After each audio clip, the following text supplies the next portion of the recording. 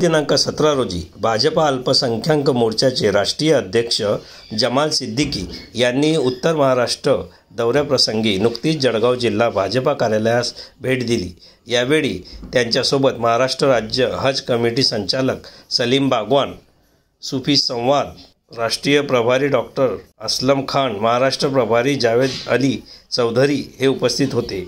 यावेळी भाजपा पश्चिम जिल्हाध्यक्ष डॉक्टर राधेश्याम चौधरी, महानगर जिल्हाध्यक्ष दीपक सूर्यवंशी, भाजपा अल्पसंख्याक मोर्चा प्रदेश उपाध्यक्ष ॲडव्होकेट शहबाज शेख, प्रदेश कार्यकारिणी सदस्य जहांगीर खान, शब्बीर अली सय्यद यांच्या हस्ते त्यांचा सत्कार करण्यात आला।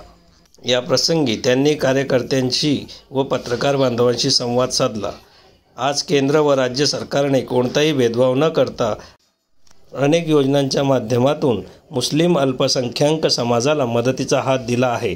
मुस्लिम समाजाने आजपर्यंत अनेक वर्षे पारंपरिक पद्धतीने काँग्रेस पक्षाला साथ दिली, परंतु त्यातून या समाजाला काहीही साध्य झालेले नाही।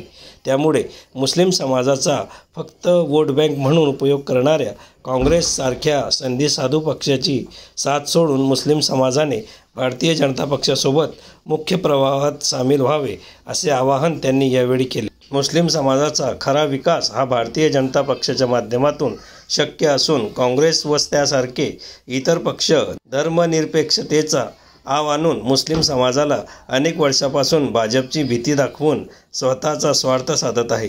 त्यामुळे मुस्लिमांनी आता अशा पक्षांची साथ पूर्णपणे सोडावी, असेही यावेळी बोलताना ते म्हणाले।